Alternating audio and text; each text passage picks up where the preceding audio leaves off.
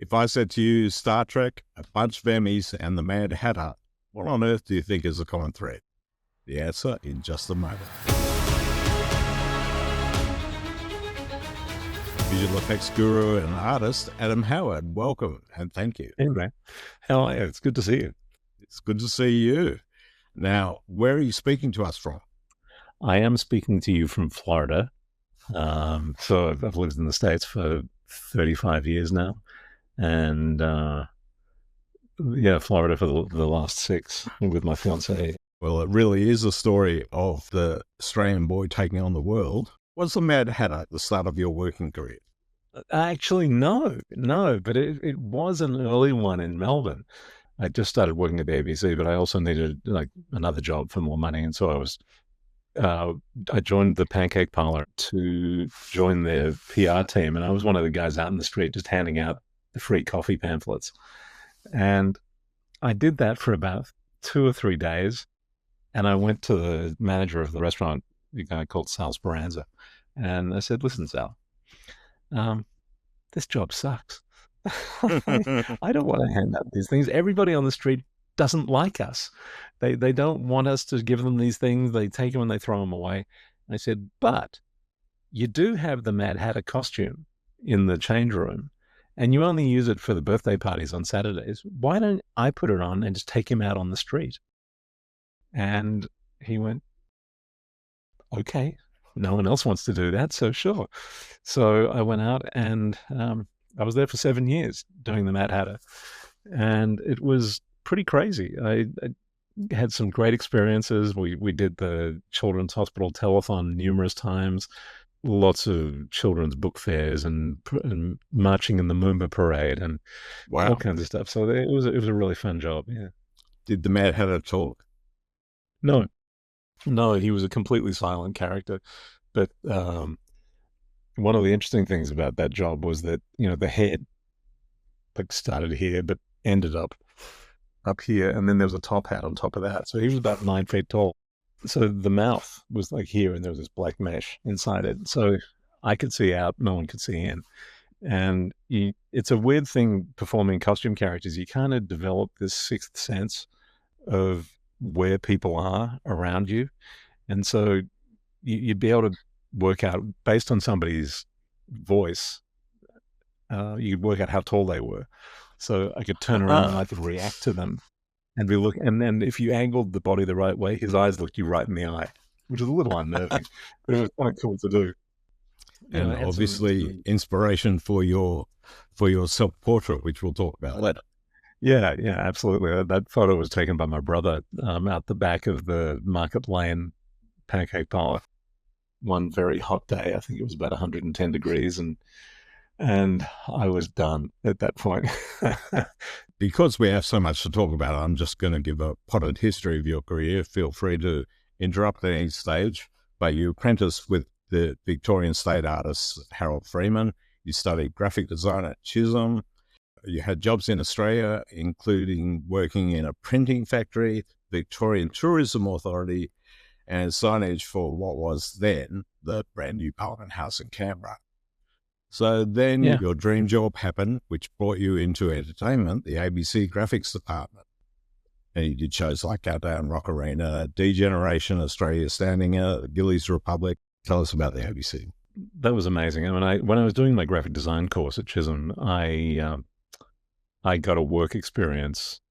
I think it was a month of work experience at ABC in the graphics department. And Bruno Liepen, who was the art director for the graphics department, was very welcoming and just showed me everything. The great thing about ABC in those days too was that if you were there, it was really a learning place. Everybody was learning all the time, and you could always go in and you wanted to learn how to light. You could talk to those guys. You wanted to learn how to do sound. You go and talk to those guys. And as you know, that's so sadly missed now. Yeah, absolutely. It's all become very isolated and singular. But in those days, it was a real family, and we all shared our information, which was great. And so at the end of the month, I stuck a note on everybody's desk with my name and address and phone number, and said, the second a job happens, call me. Wow. And then I would go every Friday, straight after school was finishing with the graphic design course, and I would go there and sit with them in the canteen before the news went to air or before Countdown went to air, whatever was happening, and just immerse myself into that group. And I think eventually Bruno just gave me a job just to shut me up. But he did give me a job, and it was a dream job to finally get a job in TV. And so I was working on Countdown, and I was working on minimally on Countdown those days. At the very beginning, I was working on things like So What and the news, and doing the weather graphics. So we were getting the isometric maps from the Bureau of Meteorology, and I would get the facts of that map, and then I'd just trace it, and that became the graphic that we used as this high-tech computer image, but it was all just a hand-drawn thing. In those days, there were no computers doing anything. We made everything by hand. And so if you had, for example, the news anchor sitting there and there was the box over their shoulder, yes, and it was a picture of, say, Reagan and Gorbachev, we would have to go every day through any magazine we could find and find a great photo of Reagan and a great photo of Gorbachev, and then they had to be the same size, so we had to research all of that.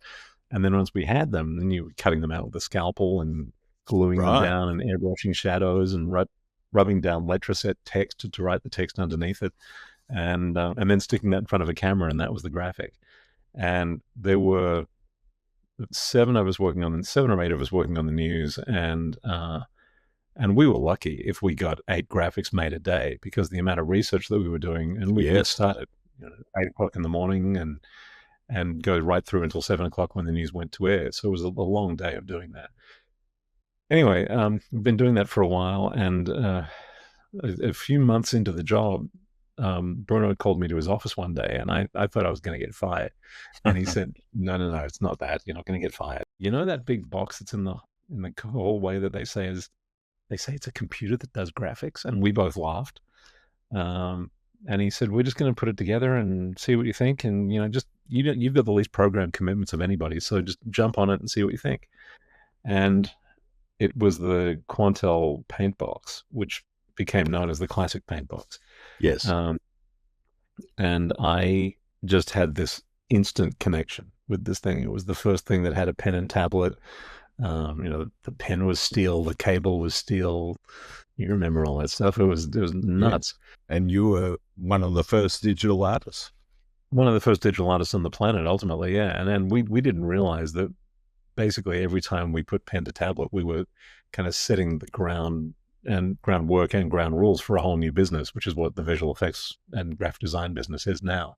Yes. And because the tablet was a Wacom tablet, and Wacom, we were involved in discussing with them the thought of, can it be made out of plastic instead of really heavy metal? And can the pen be made out of plastic? And do we have to have this cable? Can it be wireless? The wireless wasn't even a word in those days. So, we were just saying whatever we could say. Anyway, it was great. And I went to him the next morning and I said, okay, you need to listen to me now. And I said, I know I'm the youngest one in the department. I've got the least program commitments of anybody. I'm the last person you should be talking to for an investment like this. But you have to buy this thing. And he went, okay, why? And I said, because he said, first of all, you just think it's cool because it's some newfangled computer. And I said, look, there's absolutely some of that in there. Yeah. What I'm going to say to you is the most important thing I've ever said to anybody. This is the next major industrial revolution staring us in the face. Just like the steam engine revolutionized industry. This is going to change everything. And one day there's going to be the core of this thing in some way in everything we do. We've got to jump on this right now. I mean, new computer system that they say makes graphics, it sounds eerily like today. Yeah, very much so. And that's why, what's going on today doesn't really faze me all that much, because it's just, we've seen it all before. It's just, as I said in something recently, when people get worried about AI, which we can talk about later, but I just say, look, it's just another tool in the tool belt. You need to learn how to use it and use it well, but don't give it all the power, because it still needs people to drive it. And That's true of so, yeah, it's everything. important Yes. to keep all in perspective. So I ended up doing that, and we went from 7 or 8 of us doing maybe 8 graphics a day to 2 of us doing 50 graphics a day Wow. very quickly. And the other thing that we could do is we could save things and reuse them. Once you've glued down a photo in thin magazine paper, it's difficult to peel it up and reuse it again. So to be able to reuse all these photos was phenomenal, and resize them, and then just it was a brilliant tool. Just out of And interest, what were you saving on? we were saving on Winchester drives, which sat about 4 or 5 feet to the left of the desk. And when those things, I don't know if you remember those things, but when those things powered up, it was like a Formula One car going right Yes. next to you. We then started using the DLS system, the Digital Library Store system. And that was great because it allowed you to take what they called it was a stack of images. And you could stack them numerically, and then you just go through the numbers, and it would just bring up the graphic.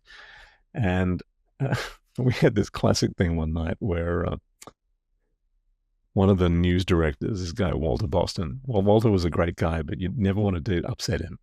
And at 5 to 7, news went to air at 7 o'clock. At 5 to 7, we just hear somebody screaming over the talkback saying, DLS is dead. What the hell are you going to do? We've got to have our graphics, and we're going to air at 7 o'clock, whether you're ready or not. And we all just started freaking out in graphics because we had no idea what to do. And I foolishly said, well, I guess we could always go live from Paintbox if they've got a patch that they can do that with. And Bruno goes, great idea, you do that. And so I sat in the chair.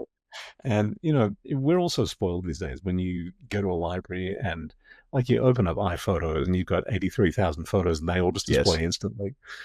In the Paintbox, for those people who don't know about it, it would display 12 images on the screen, like 4, 8, 12, 3, 6, 9, 12 maybe. Yes. But they didn't just go display. They'd go scroll, next picture, scroll. And so we realized that we had no idea where any of these graphics were. And so we were just madly searching through them and doing little scribble sketches of like, okay, that graphic's on page number 1. And if we need to go back to that, we've got to get to frame number 4 on page number 1. That's going to take us about 38 seconds. Okay. Apparently,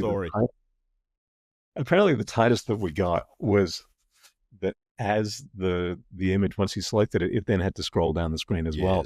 As the final scan line hit the bottom of the frame, they cut to the graphic. Wow.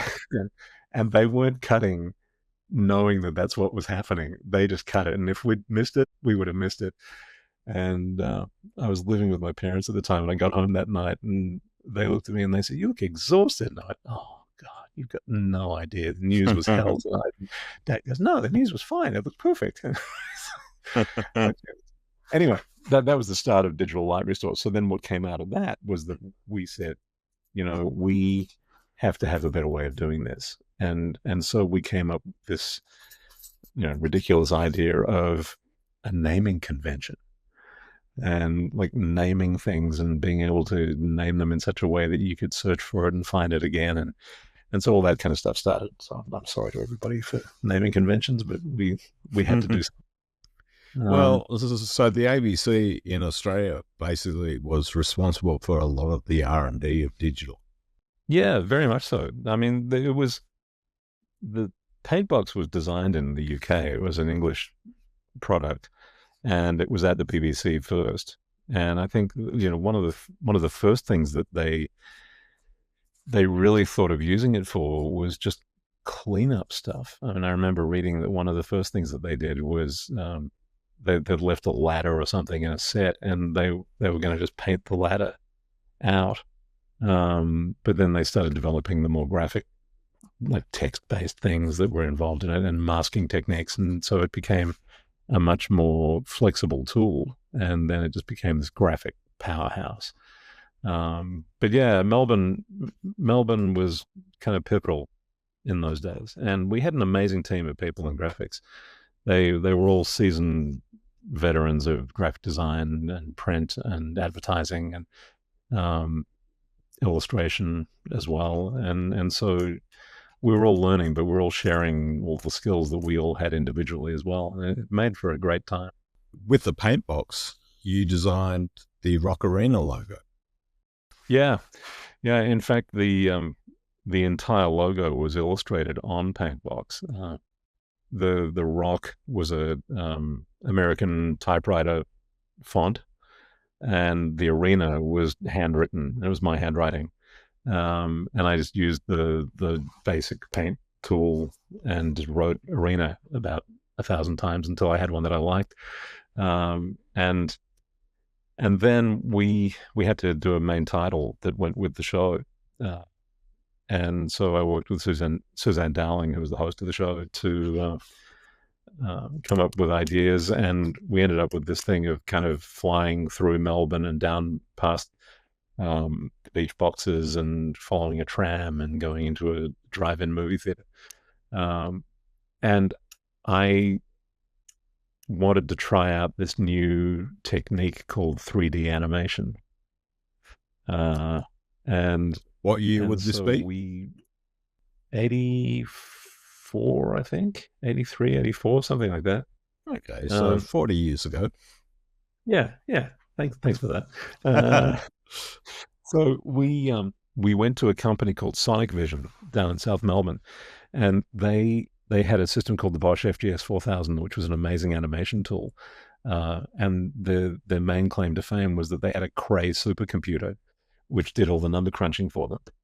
And so there was a job in immediately before us, and we were supposed to start on a certain date. We couldn't because that one had gone over a little bit. And literally the second that they were done with that one, we jumped in and started on our project. But the project before us was the Money for Nothing music video clip from Dire Straits. And so the animation style of ours was very similar to Money for Nothing because it was all very kind of blocky, simplistic animation. But at the time, that was absolute state of the art. Well, I think it's still iconic now. Yeah, it is. Absolutely. It's certainly Money for Nothing. But, it was through things like that project that Squeeze and Stretch and all those kind of things developed because people were going, well, you can't do that. So how are we going to make that happen? And I think that was one of the other good things about ABC too, that we, certainly what I was doing was taking technology that existed and forcing it to do things that in some cases the manufacturer didn't even know that it could do. Yes. We had a system at ABC. There was a Chiron system for doing text on the screen, but one of the guys in operations there was operating this thing, and I was doing a horse gambling series where they had a 5-legged horse as the logo, and somebody had suggested, hey, why don't we animate this 5-legged horse? Okay, well, great. Well, that was going to go to me. So I animated the 5-legged horse, but then they wanted to be able to use it along the bottom of the screen. And we had no animation budget, really. So I'd done some cells for it, but there was no actual animation budget to shoot it or do it. And that was the only way to get it at that time. And so I went to David and I said, look, this thing was called eFlex. Yes. And I said, look, in eFlex, we're putting text on there. Can you make your own font? And he goes, yeah, I think it's just a grid and you can just fill the boxes in and you can make your own fonts. And I said, okay, so does it have to be a font? And he goes, what do you mean? And I said, could it be a horse? And so we sat and we plotted out all of my little animation frames into this grid, and each, frame 1 was A, frame 2 was B, frame 3 was C. And he just text rolled these things through a cycle, and all of a sudden we had this galloping horse graphic, and they moved it across the bottom of the frame, and it looked great, and everybody loved it. And the manufacturer went, well, that's impossible because our system can't do that. And I went, well, yeah, actually it can. So, no pun intended, but it was the forerunner to things like Viz, which are used now to Yeah. to animate graphics on programs. Yeah, absolutely. Yeah, very, very early days. But, it was necessity. And so we just had to work out how. In your work now, you will see all these things that in some shape or form came from your research and development. Yeah, there are obviously a lot of other people all over the world doing Yes.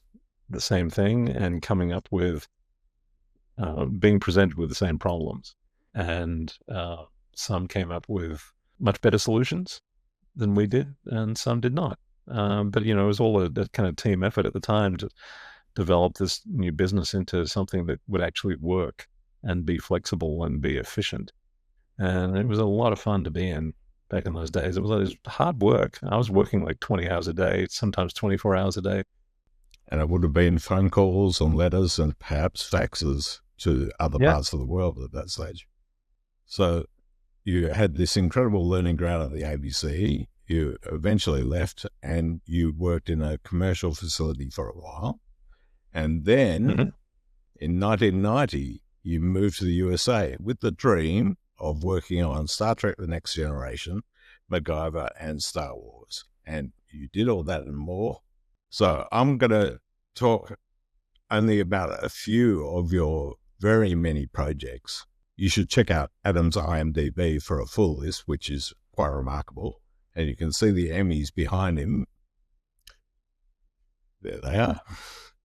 So first, I'm going to talk Star Trek.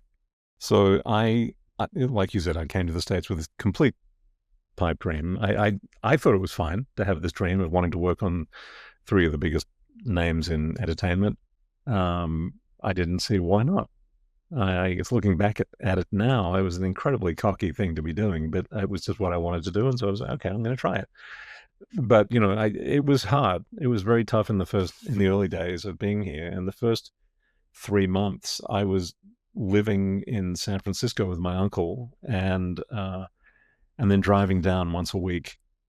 Like every other week, I would drive down to LA and spend a week here staying with friends up in Valencia and my friend Stan Kellum, and who was working on things like Pee Wee's Playhouse and Mission Impossible and great show, and also Star Trek at the time, and but doing that at the Post Group in Hollywood, and I would spend a week in San Francisco setting up meetings, and then a week in LA doing meetings with all the executives at the studios and the TV companies and everything.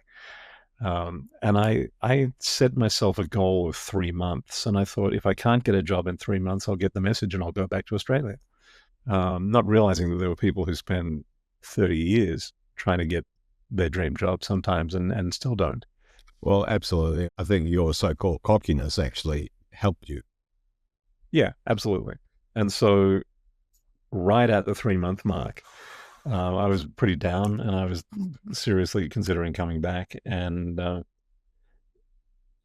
Stan came to me one night and he said, look, I was just at a party tonight and I was talking to Barbara Eddy, who runs on-air promotions at ABC TV. You've got a meeting with her at 10 o'clock tomorrow morning. Okay. So I went and I met with Barb and I started that day. And the incredible thing about those guys was that they were willing to sponsor me for my green card. And so I was sponsored by ABC, American Broadcasting Company. Yes. I was doing things like Movie of the Week. I think the very first one I did was a Clint Eastwood movie called Pale Rider. And then I did the illustration of the logo and the cracking egg for the main title of the Jim Henson series, Dinosaurs. Right. Which was designed by a mate of mine, Dave Wong, who was also in the graphics department at ABC. And Dave's other claim to fame was that he designed the logo for Friends. Little known show. Yeah, little known show, yeah. But I was there for about 7 months doing that. I'm very grateful to have a job and very grateful to be sponsored to be able to work legally. The funny thing about working was that I had to go back. I got a call from my immigration attorney on a Friday night saying, you have to go back to Australia to get your work visa stamped in your passport. And I thought, okay, well, when does that need to happen? He goes, oh, tonight. Wow. And so that was at 4 o'clock in the afternoon. By 10 p.m. that night, I was on a plane back to Melbourne. Skipped the international dateline going back. So left on Friday, arrived on Sunday. Spent, a few semi-lucid moments with my parents that night, and then got up first Monday morning and went to the US Embassy. They looked at me and they went, oh, yep, that's you. Okay, dunk, there you go. Went straight from the US Embassy in Melbourne to Tullamarine Airport, jumped on a plane, flew back to LA. Now, going back the other way, you lose a day. So you leave, Yes. you arrive half an hour before you left on the same day. So I got in the car and drove straight back to work. And so we're all sitting at lunch on Monday at the ABC, and people were saying, so what did you do for the weekend? And I said, oh, we watched a movie, fishing, I went to Australia. But it was literally for like a 5-minute meeting. And then 7 months in, earlier on in the time leading up to getting the job at ABC, I had met with a guy called Rich Thorne, who ran the Post Group in Hollywood. And I was so happy to get the interview with him. It was an almost impossible interview to get. But through various circumstances, which we can talk about another time, it was just incredible luck. And I got this meeting, and he looked at the reel that I had made at AAB in Melbourne, and he said, this is really beautiful stuff. He said, you're a great artist, and I'm really sorry I can't hire you. And I just thought, because this was Star Trek. That was the show being done. Anyway, 7 months into the ABC job, I got a phone call one night, and it was Rich, and he goes, are you somewhere private? And I said, kind of. I'm working, and my boss is sitting right next to me. And he goes, are you ready? I said, ready for what? And he said, we're doing it. I said, what are you doing, Rich? And he said, I'm leaving the Post Group, and I'm starting my own company, Digital Magic, and I want you to come and join me. And he said, the reason I didn't hire you at the Post Group was because if you'd been there, I wouldn't have been able to take you away. But you don't work there, so I can take you, and I want you to start on Monday. So I went there, and I went there as the assistant to Steve Price, who was the lead animator at Digital Magic. And when Rich left the Post Group, Star Trek left with him. So the biggest job at the Post Group was Star Trek: The Next Generation.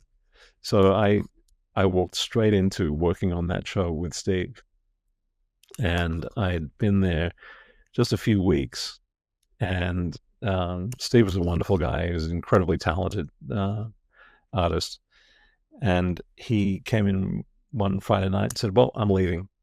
And I said, okay, yeah, see you Monday. And he goes, oh, no, I'm leaving. I'm going up to ILM to do the fairy dust and footsteps for Tinkerbell in Hook. Wow. And he had just done the whole sequence of the ghosts moving through heaven at the end of the movie Ghost. Right. And that was just beautiful work. And based on that, they wanted him to go up and join ILM, which he did. So I went home that weekend, and I thought, I'm going to lose my job. No one knows me from a bar of soap. And I came in on Monday, and Rich came in and he closed the door, and he said, okay, well, I've got very good news and I've got very bad news. Okay, what's the bad news? Which do you want first? Yeah, I said, right, well, what's the bad news? And he goes, the bad news is that the studio are very unhappy with Steve. They have been telling him all weekend that he has to come back, and he said no. And so I've been kind of spending the weekend doing damage control with the studio over that. And I said, well, that's just fantastic. So what's the good news? And he goes, oh, the good news is you're it. So, so after just a couple of weeks, basically after 7 months of arriving in the country, I became lead animator on Star Trek. Incredible.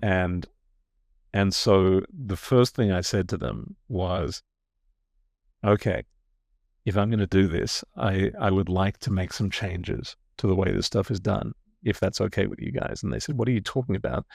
It was the highest rated sci-fi show in the world, actually one of the highest rated shows, period, in the world at the time. And I said, look, phaser beams. When they fire a phaser beam, what is it? And they said, what do you mean? I said, it's a light source. So if a beam goes in front of somebody's face, it should light up their face. And we haven't been doing that. And I said, I know that Steve was all about efficiency and getting them done quickly and looking as good as possible, but I wanted it to be more. And I wanted to feel more like it actually happened in front of the lens. So I want there to be like little anamorphic lens flare as well, and optical glows and stuff. And they said, hey, if you can do it in the same amount of time that Steve did it, go for it. So I spent that entire weekend redesigning all the phases for Star Trek and how they were made, and hand painting all the elements and into kind of loopable elements that we could use over and over again. Right. So that gave you the efficiency again. Yeah, and so presented it to them on Monday, and they went, okay, great, yeah, do that. And so we did that, and that year we got nominated for 2 Emmy Awards, and so it was incredible just to go to the Emmys and be able to walk the red carpet and sit in there and see all that stuff happening firsthand. And they announced the winners, and we won both of them. And it's those 2 up top, which was pretty amazing. And then ultimately, I got 9 nominations for Star Trek, and I won 4, and a bunch of other awards, like International Monitor Awards and Online Movie Awards and all kinds of stuff. You're very well awarded. Those first 2, how long out of Australia were you? 7 months. Wow. Actually, no, it was maybe a year. It was a 7 months to get the job. So between arriving in the country and winning the Emmy, it was probably a year and a bit. Not bad. Still pretty amazing.